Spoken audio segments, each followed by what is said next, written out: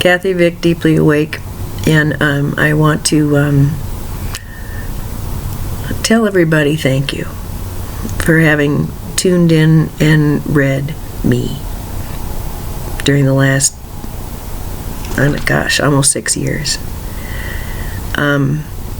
Today I got an email which was it was unexpected, and it was such a blessing. It wasn't necessary to have been given so kind a letter, so encouraging a greeting. But there it was.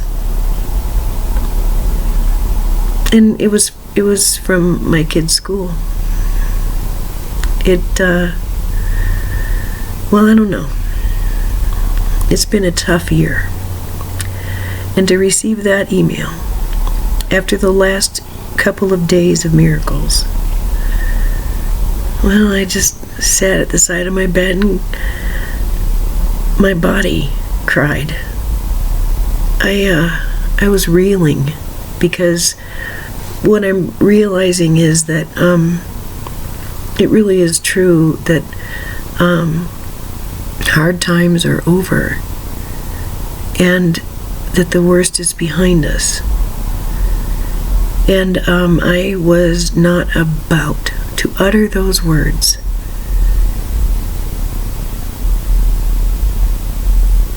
If it weren't true.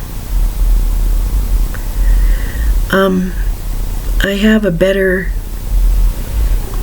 sweetness toward myself, because,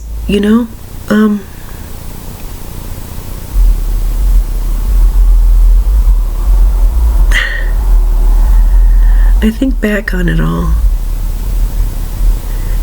and it really is sort of like waking up from a dream.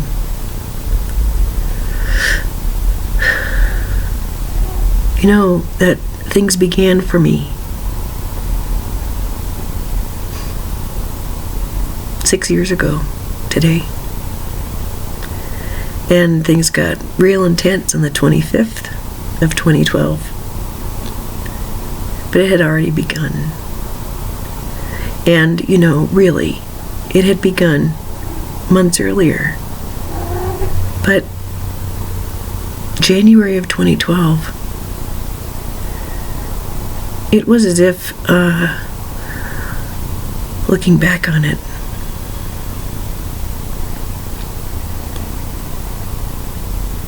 the last of the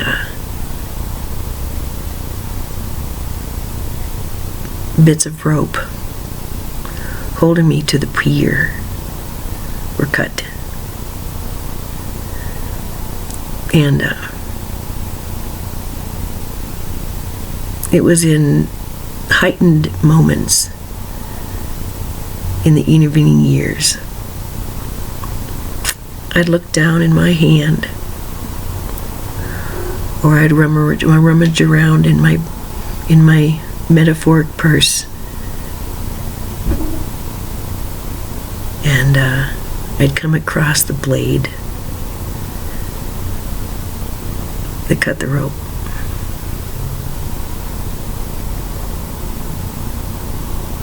In those intervening years, I was often adrift, but I was on course without knowing it, as if surf and wind were conspiring to keep me on course. And a part of me knew I would never be lost again, even though everything around me began to shift and change. In time, it took a few months, I realized I'd actually started to create something with the writing. I had some place to go to discuss things that I couldn't discuss anywhere else. There was a place that was safe for me to go to decloak and talk about the things that matter most to me. And it's been fun looking at the writing because I can see so clearly how devoted to and in love with God I was and am. But as I mentioned, I don't know, maybe a couple months ago, I noticed that since I came to the camera and got those activations, it's been about self and other. It's been about finding a place, or feeling like I have a place among people. And if I do have a place, what is it? Who am I? Who am I now? So it took some time to figure that out. Thankfully, it was gradual, even though I cursed those incremental changes every day. Truly, it could be revealed no other way, but gradually. And it seems a bit sadistic to put you through all of the doubt that I went through without knowing of a little bit of the reward. I thought that the reward itself would be, perhaps, walking in the same old landmine-filled meadows and cityscapes and even on the highway, but that I would finally be aware of my own worth. And perhaps, if you look at the news, you could think of it that way. But I've come to think of it differently.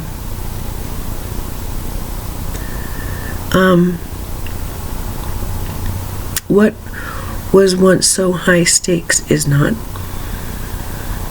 What once felt like sudden death, I realize, isn't. You faint and you wake up. And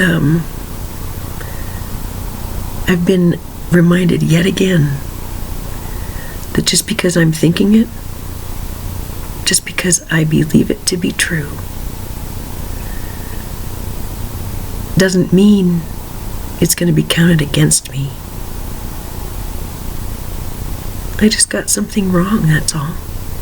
I just learned something more. And it's in each peeling away of illusions, each breaking apart of a set of explanations which are facile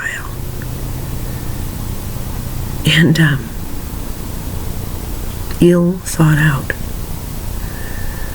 that I feel the same old relief. That relief, that has never left me. When I have in my hand or in my eye something I know to be pure and true, lovely, innocent, it emits a vibration. It emits a beacon, and that beacon has been in my life since I was a girl. So I guess for me, I got this news this morning, and I realized that it's not so much just the singing of a song, hard times are over for a while. It's not that. Throughout this process, what has kept me going is knowing that the improvements that I see in my life are permanent. The improvements that are being made, that are visited upon me, that I create with my choices, those improvements are permanent. It's the hardships and the misunderstandings and the ill will and the confusion that's never been permanent. You know how I know that? Well, think about an algebra equation. Think about being a 9th grader and puzzling over an algebra equation. And it may seem like Greek. It may seem like a punishment. It may seem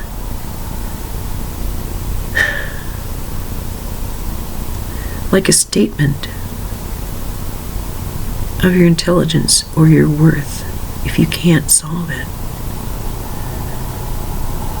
And you can go through all kinds of self-talk sitting at that little desk of yours, muttering and jotting things down and erasing them and muttering. And maybe it's a friend and maybe it's a teacher, but someone comes along and perhaps says very gently, "Have you considered blah?" That's all you needed. What once looked like alphabet soup shimmers and, that's solvable. See what I mean?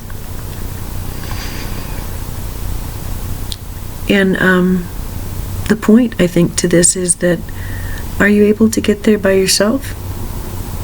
Well, it depends on what you determine is self. Is it the same old thoughts? Is it the same old expectations? Is it just what's around you in the immediate environment? That's the question.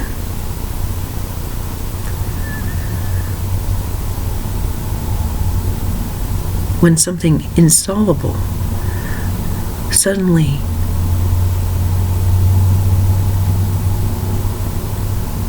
is simple.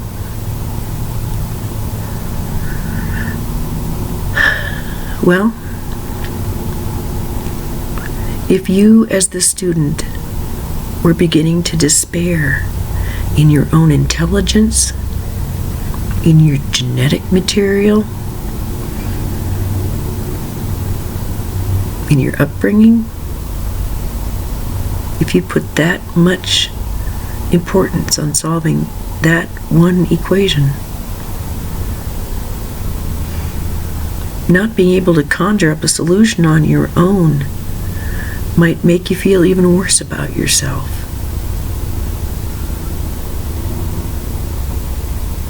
But it's not like you conjured up your classmate. It's not like you imagined them there. It's not like you were making up an image of a kindly teacher. If it's that teacher that, with a sense of humor, walks by your desk and very politely and with a smile on their face asks you if you've considered something.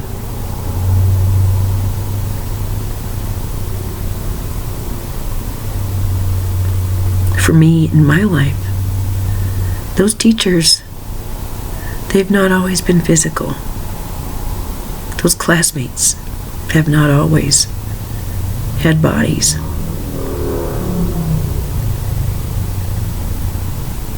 Through this process, it seems like I don't know, the last couple years has been about the other. Self and other. And I didn't really lose sight of God,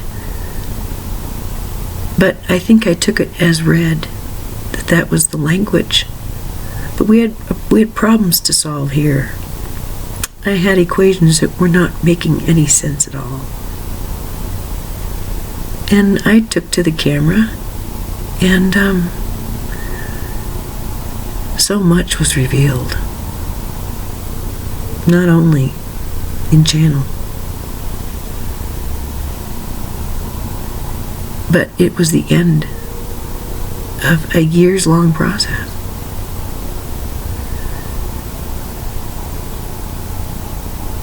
And today,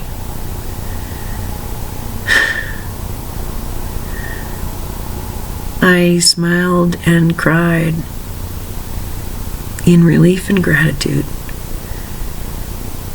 as I read a simple email of encouragement and of recognition and celebration and continued goodwill.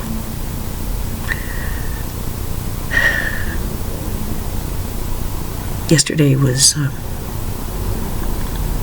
it was clear to me throughout the day yesterday that I had passed a corridor. I had walked through a doorway. I saw that there were solutions being offered that were elusive before yesterday, and they were being offered not only by friends but also by a part of my own brain that allowed me to finally relax. And so really good things happened yesterday. They didn't happen to us. They happened because of our choices. And that came after energetically feeling that a threshold had been crossed somehow. There was a night last week that, it was hard. The whole day had been hard, and the night was hard too. Throughout that whole period, that day and night, and a little bit the night before, that old energy, oh my God, it was really, really invasive. It wasn't insertive. It was invasive. It was insertive. It was not taking no for an answer. And by the end of the night, I felt as if I was being pushed down with a weight, like on my heart and in my belly, just this oppressive weight that really, there's never been any safety here, and there never will be. And to feel that, to really have evidence that's being offered to me, it was hard. And it wasn't me, it was just me interacting with those around me, and there was no peace. But I realized, through it all, I realized, no, this is what the dark does. This is what my shadow does. I'll feel it. But there's so much more than this going on.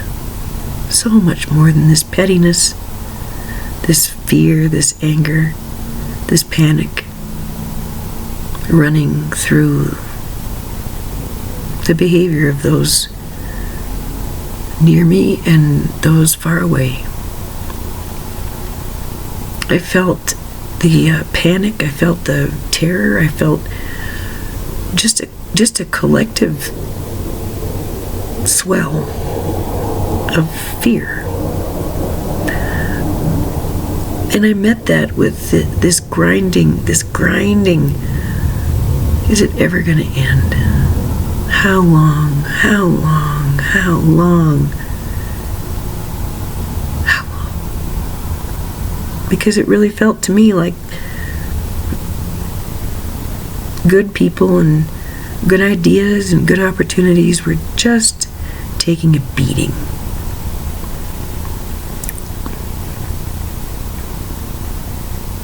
Guess what? The next day, I noticed there was a really big shift energetically, and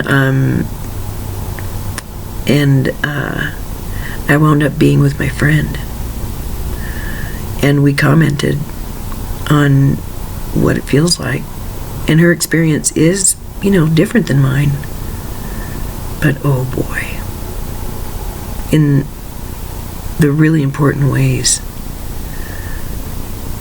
we're so similar, and I am so grateful for that. And I began to really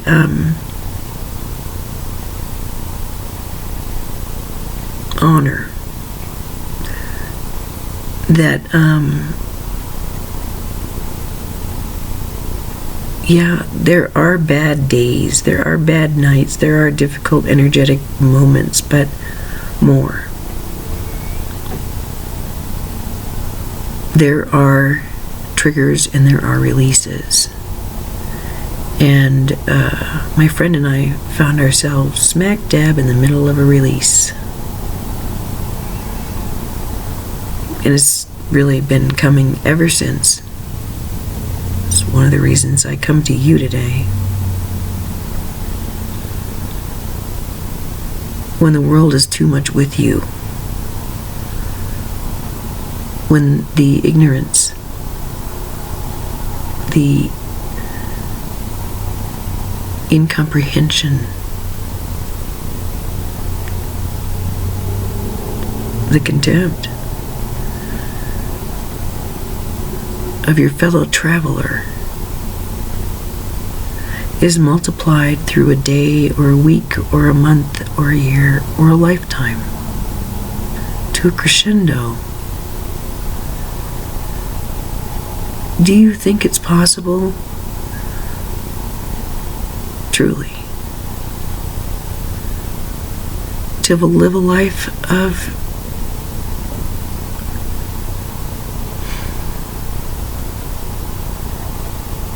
unending sorrow, unabated grief, and unpredictable but certain disasters?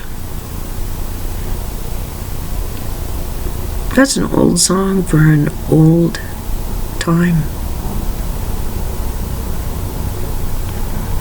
Why do I come to you with things that are sad like that, with contrasts like this? Why don't I come to you simply singing God's praises, pointing out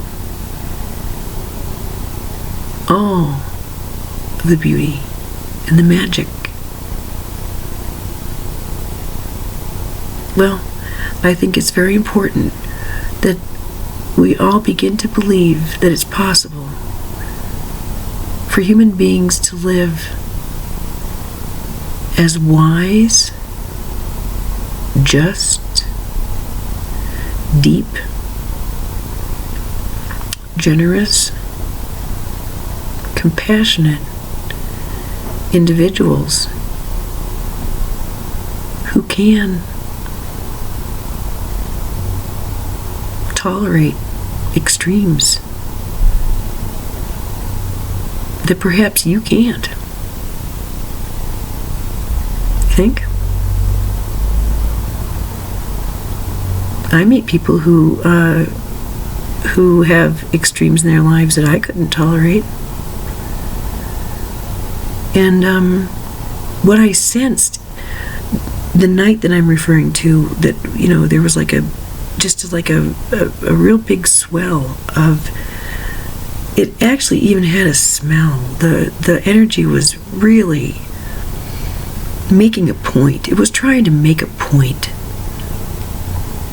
And it did. I was ground down to like a smudge by that night.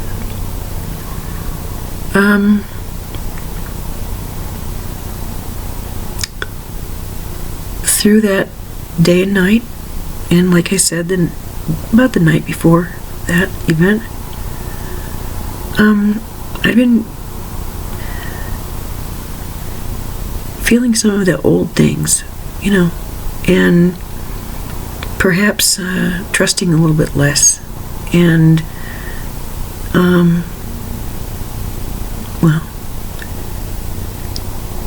could I have been conducting a test on myself? I don't know. But throughout all that time, thoughts of God and about me as observer, as me as being really huge, like massive, in the moment, would come to me. And I found them very, very steadying. And like it would put a smile on my face, and I'd kind of have a secret giggle to myself. So now, since that, whatever you want to call it, dark day and night, and its release, I feel so much more comfortable in my own skin, and taken with moments of just really deep and true, like, appreciation for myself. Like, all right, when you're in love with somebody, and maybe you're just making coffee, all right, pouring yourself a cup of coffee, and you think about them, and all of a sudden it's like, God, what a stunner of a person.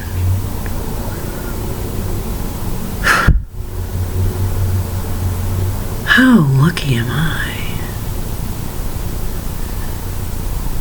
How important it is to keep this safe and to really do right. I'm feeling that way about myself now, which I think is great. I realize now how protected I've been, but further, how important it is for me to protect myself. What do I mean by that? Well,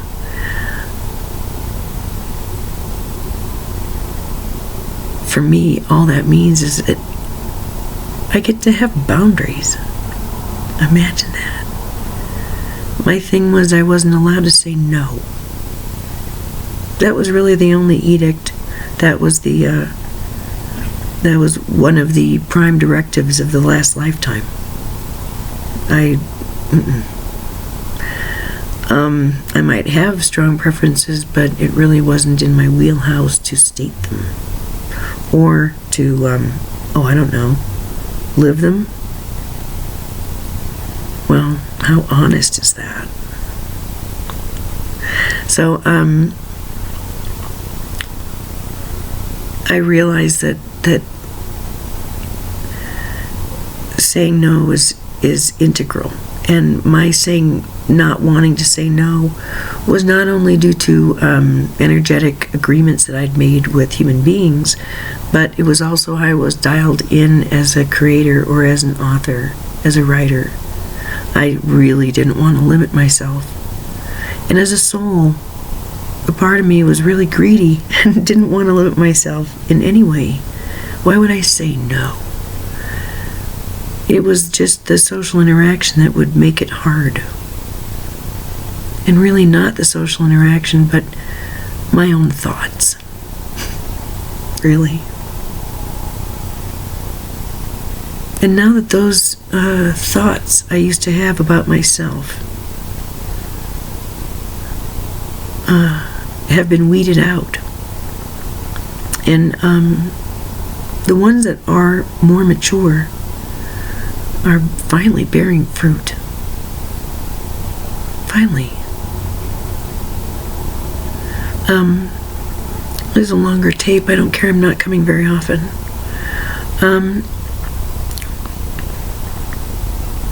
Right around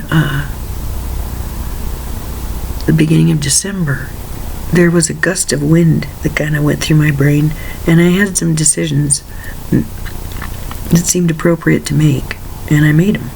And they had to do with the next step for me, but also for my kid, and for our household. And just like about 7 years previous, for a while I'd been like knock, knock, knock, but it kept getting louder and louder, and finally it was, hey, listen up. And it was to seek out a certain church, I guess you can call it, that I had been acquainted with 30 years before. And it was imperative that I connect with that church with the intention of becoming a minister.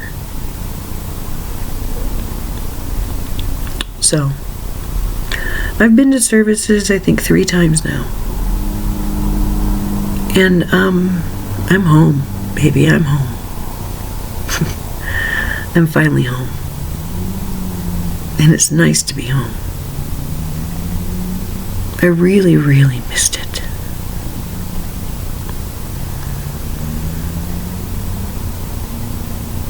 And I guess from having found it,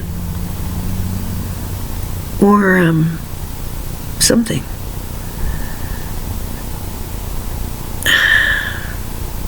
I think that's led to some of the peace that both my son and I know now. There's many things that have led to that peace. But, I have no idea what the path of reverendship is and with this organization, and I don't know if they're going to want me to stick around. I don't know. But I know if there is one place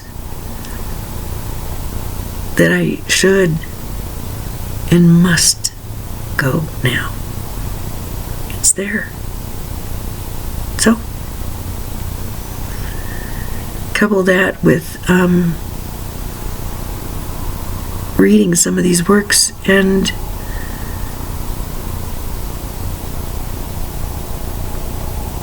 being so grateful for how I'm built and what I love. So,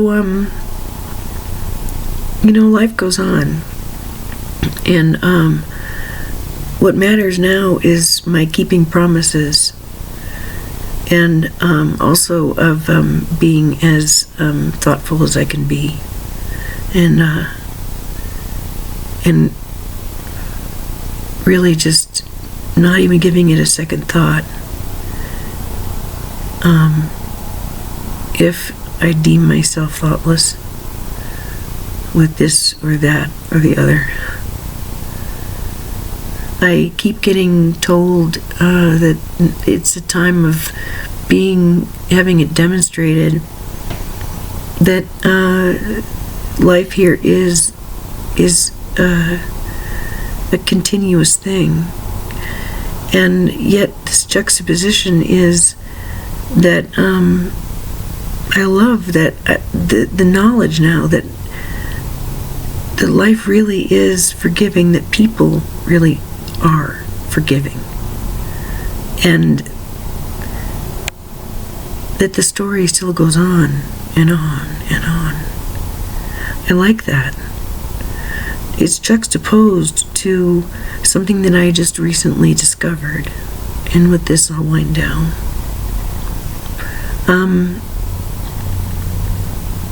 Being a kind of a peaceful, placid sort on my own, if left to myself, I really am somebody who I could be very happy just staring at my hand. Although I get bored very easily, so I keep busy. I do stuff. And yes, do I long and yearn for a partner, for company, or for friends? Now and then. But the juxtaposition that I was seeing was a little different. There's this great love for God and the peace, the calm, the certainty. My life just naturally rings with when I'm in that place, and I'm allowing myself that. That's what it comes down to. That's juxtaposed to this thing that would happen to me when I'm standing there loving somebody, and they hit me with what I can only explain to myself as cruelty. All right? What I'm realizing is something else, but seeing what I see is, oh my God, all I'm doing here is loving you and giving to you. You're really gonna do that? You're really gonna withhold XYZ or do XYZ? And I just would be stunned. And it was as if everything just stopped. It's hard to explain, but it's that sense of being suspended in time, of being so shocked that all you can do is look at it. And looking at it makes your heart physically break, but you can't do anything else. How could they behave this way? How could they say that? How could they ask that of me? How could they threaten me with this?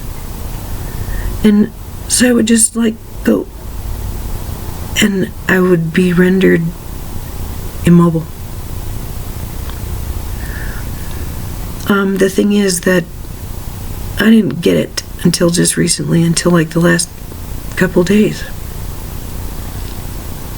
It's been coming, more and more, but this sense I would have of time standing still, I would say in my writing and to a friend that it really, when I clock in, I'm in that kind of suspension until I leave.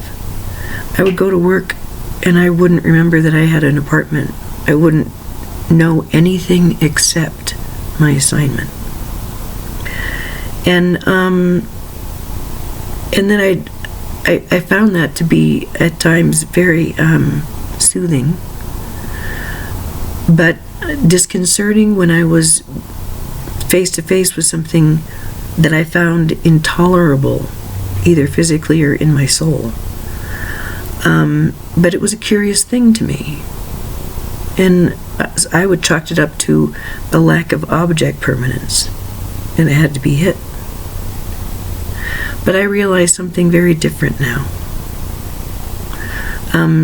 That's a very normal response for the human being to have when they are being insulted or assaulted, when their safety, physical or psychological, is threatened. It's why you'll hear rape victims say, I should have fought back. Yeah, well, you know what? Your mind wanted to, your body wouldn't let you. That's the idea. It's a coping mechanism. It's a way to keep safe.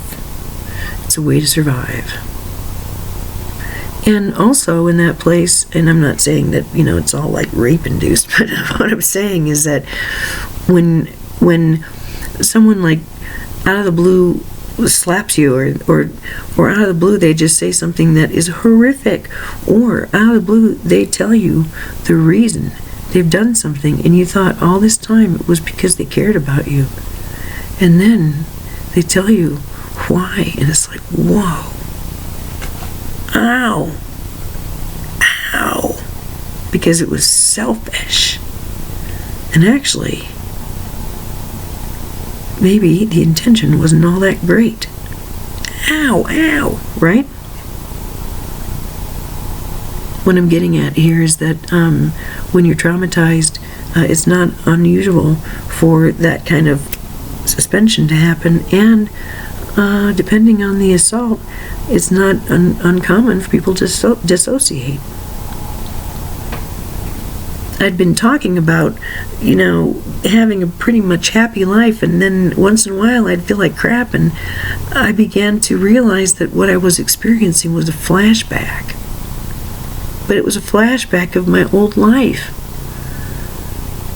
Figure that one out. It took me a long time. So what I realized is that maybe I just cracked the cosmic koan that was one of the last. How it was that I actually could suspend myself and sometimes someone else, the two of us, or the bunch of us, in the sort of liquid bath of love when we were actually in danger. I did that at work sometimes. And time stoppage, so it's not all a bad thing. But what I began to realize the last couple of days is that it's not helpful for this next part. Mostly because being assaulted, well, I'll tell you, there are some things that I hear coming out of people's mouths, and it's like, ow, that I don't even like being around those words, because it's just mean. But even then, I'm realizing, as the words are being spoken, this bigger thing that I have become is looking out with much softer eyes. And although emotionally it's like, ugh, this still hurts, something bigger comes and counsels me and helps me to see the person in front of me who is speaking unkindly or behaving unkindly, even when the person in front of me is myself. I see it bigger now. And I don't feel assaulted now. I feel no need to go away now. I feel no need to fight back now. I recognize the fight is not with me. Further, I am recognizing that what I have identified as a lack of empathy or kindness or patience or any of those things, that's a judgment. Because the person who is stating their truth, they're stating one of 8 billion truths, and they're allowed their truth.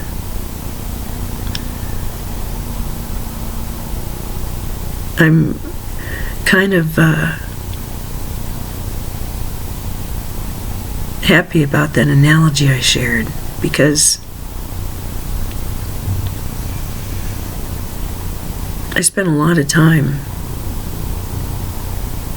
puzzling over what seemed to be insolvable puzzles, insolvable equations. And these equations, they were really personal. They had to do with self-worth. They had to do with the place. They had to do with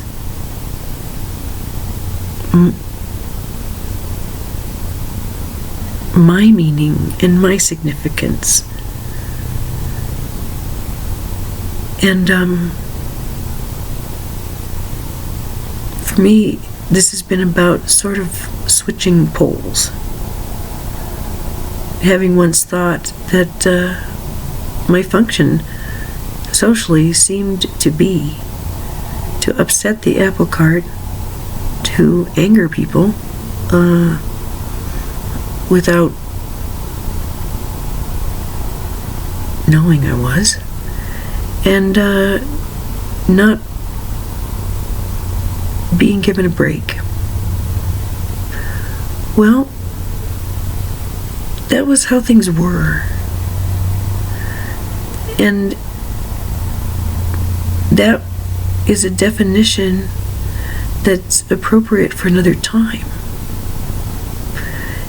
And that time actually has passed for years. I want to share with you to end the wonderful gift that my friend gave me. Well, she gave me this wonderful shirt. I love it. It's Melissa.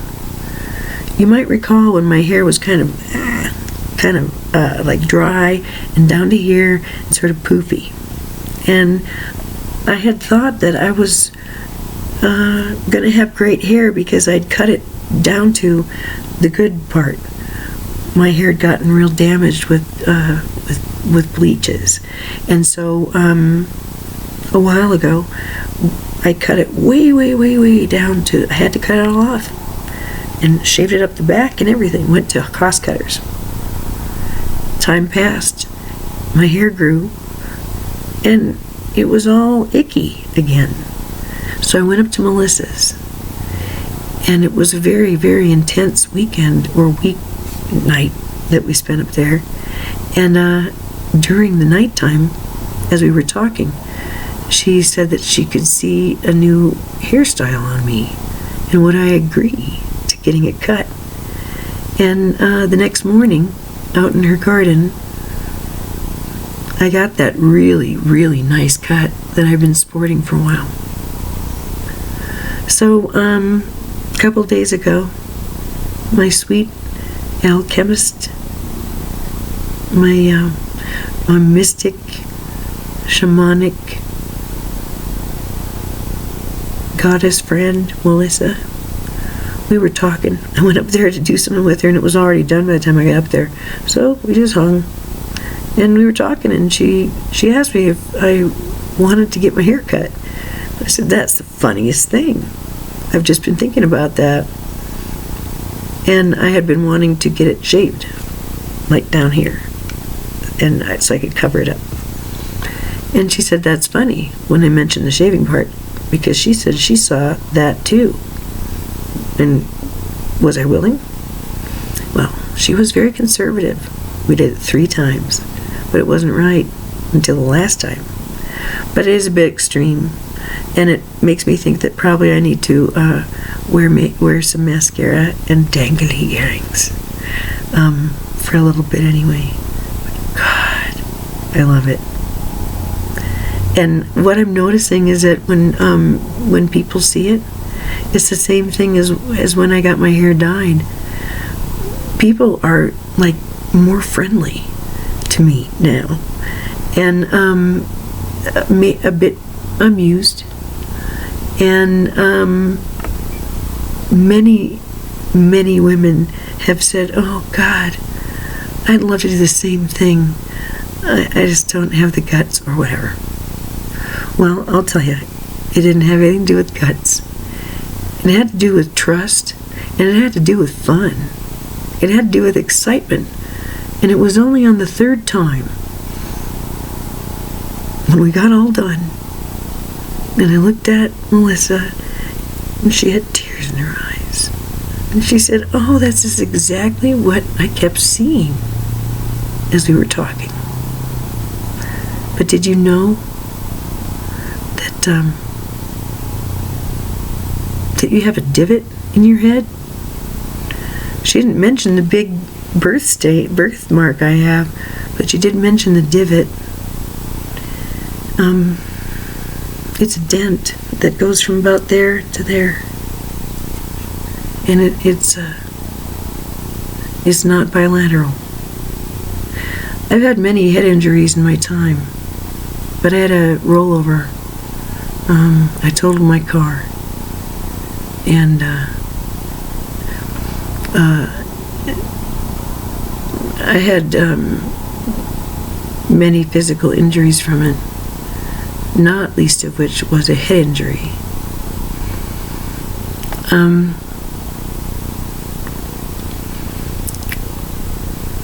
It happened, I don't know, like in May, maybe, or June of, I think, 2001.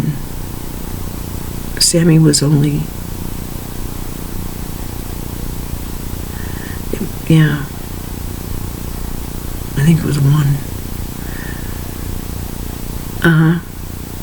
It was.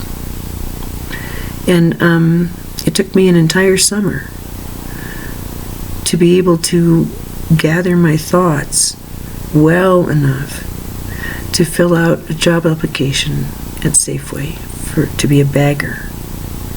I was getting therapies, speech, OT, and PT. And we were continuing couples counseling. I would open the refrigerator wanting to make my son a sandwich, and I couldn't figure out how to go about that. I knew that all the ingredients were in there, but I didn't know what to do next. I'd lost my vocabulary, and my ability to recall things verbally, to state things verbally, was impeded. I stuttered a lot, and it wasn't easy. And so that was one of the things that I was doing my best to pretend wasn't there once I left him. And I had to make my way on my own as a nurse. I had recovered enough that I knew I was safe. I had a very kind nurse help me at the beginning and kind of shelter me and help me get used to it again. But I get headaches if it got too loud, and I needed to be alone a lot, and it was night shift, but I didn't socialize. It was just really overwhelming. And so through that, I know I was given a gift of an altered memory, an altered recall, and the mighty intellectual power I had been previously. And it was stunning. It changed. I really think that what happened was I got knocked out of my head and I had to fall into my heart. I didn't have any idea how to even come up for air for a long time. But here I am at the end of it, and I'm okay with a memory that is faulty, because I got to repeat how and why my life is as God-filled as it is. I got to experience and re-experience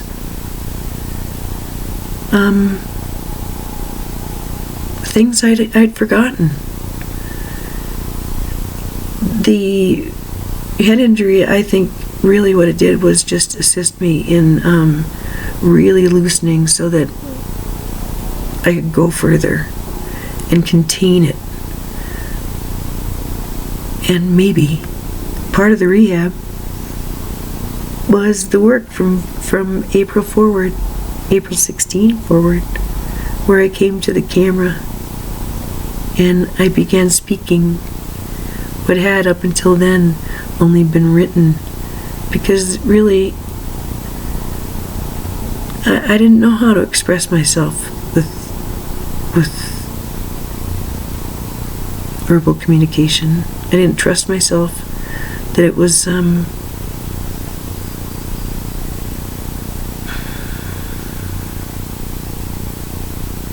as beautiful, as purposeful. But I was wrong. So, I want to show you. This is what me and Melissa did. Oh, okay, so look at. Okay, there's that. It's all the way in the back, and it goes all the way around. Yes, it does. I like to think of myself sometimes as having from here, it looks like I'm some sort of villainess in a dystopian novel. And Sam said, if I do that, it just looks like I'm covering it up, then I'm not proud of it. Why don't you be proud of it, Mom? Mostly I just feel really happy because it feels awesome. I've always wanted to do this. So, there you go. I got my license yesterday, got it renewed, and I got the picture and I said out loud to my son, "Oh my God, I look like a dude. Look at this. Don't I look like a dude?" And it was really, I have to tell you, it felt so good. My driver's license, that face, it looks like a man's. And I felt such relief and excitement and like, that makes sense. So in the next heartbeat, a woman said, "No one here is going to be fooled." I said, "Yes, good, thank you."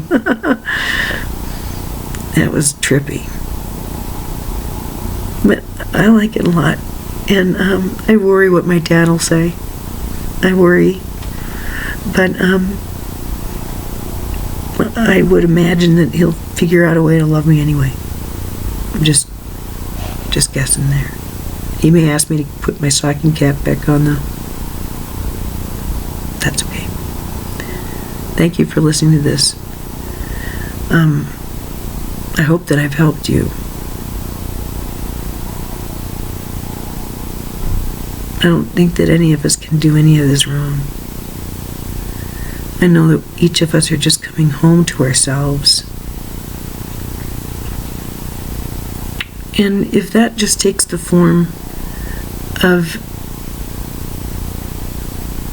finding peace with family or friends where peace has been hard to come by, or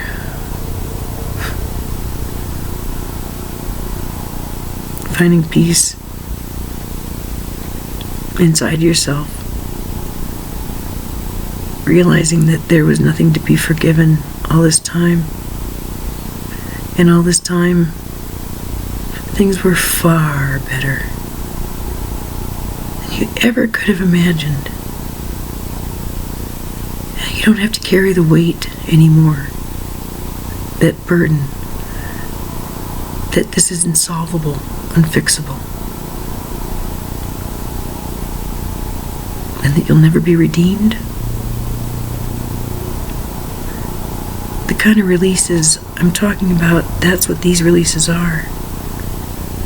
And maybe it involves, in the end, sitting at the side of your bed and noticing your body shedding, oh, so clear, those tears of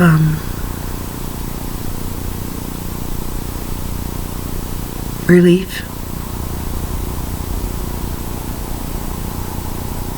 and of letting yourself off the hook. There are no sweeter tears than those. That any further self-recrimination or sadness or silence or shame, it just doesn't apply. That's it's delicious, and I hope you know of it along the way now, and I hope you know peace along the way, and fun. Pencil some of that in, okay? A couple of hoots, even if it's a laugh at your own expense when you look in the mirror. That's worth a couple, I don't know, that's worth something. I hope this is helpful. I hope you know it's gonna keep getting better now. Can't be stopped. Namaste.